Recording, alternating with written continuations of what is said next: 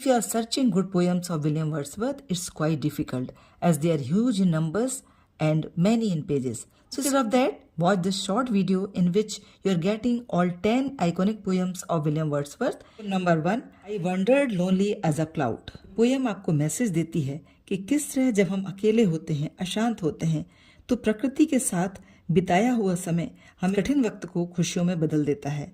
The poet says, he was wandering like a cloud, but this loneliness is over as he see the beautiful flowers of daffodils are dancing like stars. ये भी बताना चाहते हैं कि अकेलापन और एकांत उसमें बहुत अंतर होता है. जरूरी नहीं कि जब हम अकेले हों डिप्रेस फील करें. उस जगह पर यदि आप नेचर के बीच में कुछ समय बिताते हैं तो वह आपको रियल प्लेजर से जोड़ देता है. और आप the second poem is Solitary Reaper. Solitary Reaper talks about the mirror of music that can connect heart from heart. यानी यदि हम किसी की भाषा को नहीं समझते हैं तब भी हमें किसी के पेन से, किसी के दर्द से, किसी की भावनाओं को ट्रांसफर करता है, उससे हमें कनेक्ट कर देता है. यह रीपर है, यानी कुछ गा रही है. और वो जो गा रही है पोएट को उसकी लैंग्वेज तो नहीं आती, पर भी by the music she is singing he feels connected. और उसके शब्दों को बिना समझे वह यह समझ पा रहा है कि वह कुछ पेन में कुछ गा रही है. Third poem is the world is too much with us. This poem is a message for materialism versus nature. आज के समय के लिए ये बहुत रिलेवेंट पोएम है, क्योंकि जिस तरह से आज हम मटेरियलिज्म की तरफ भाग रहे हैं, यानी में खुशियां पाने के लिए भौतिक वस्तुओं की तरफ भाग रहे हैं, उन्हें इकट्ठा कर रहे हैं, वो हमें नेचर से कहीं दूर कर रही है.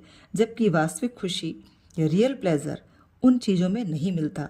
हैप्पीनेस हमको मिलती है नेचर के पास, नेचर के साथ. And the fourth poem is Tintern Abbey. Tell about the healing power of nature. ये प्रकृति में वो क्षमता है वो जीवन के हर पड़ाव में हमारे साथ होती है. हर बचपन में खेल की तरह और बड़े होने पर एक स्पिरिचुअल गाइड की तरह. हर वक्त वह हमारे पेन को, हमारे दुख को कम करने में हमारे साथ होती है. The fifth poem is table turn. This is discarding the bookish knowledge and getting touch with nature. आज के पेरेंट्स बच्चों से चाहते हैं कि वो खेलने ना जाएं, वो घर पर रहकर पढ़ें, जिससे सारी शिक्षा उनको बुक्स में मिल जाएगी. पर वास्तव में असली शिक्षा मिलती है हमको नेचर के साथ. As it is said by the Wordsworth that the vernal wood can teach you more than man. Nature हमको ज़्यादा ह्यूमनिस्टिक बनाता है बजाय कि बुक्स में लिखी बातों से. The next poem is Lucy grey. Speciality को बताती है कि वो न केवल नेचर को वॉच करते हैं बल्कि एक इन ऑब्जर्वर की तरह के पीछे की मिस्ट्रीज को. Means it's not simply what is in nature but it's what beyond the nature.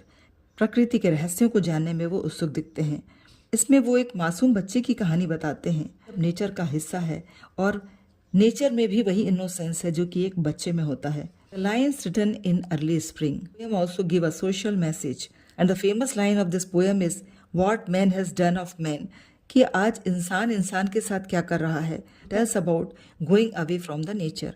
Poet ये सोचने को मजबूर करता है कि जब प्रकृति का हर जीव खुश है, हवा खुश है, पौधे खुश हैं, तो इंसान इस तरह की खुशी से क्यों अपने आप को दूर रख रहा है. Why he is moving towards war, hatred and greediness. क्यों वो युद्ध की ओर जाना चाहता है, क्यों वो घृणा और नफरत फैला रहा है. तो ये ब्यूटीफुल मैसेज है कि जब प्रकृति का हर जीव खुश है तो हमारा भी अधिकार है प्रकृति पर, और हमें भी इस तरह से खुश रहना चाहिए.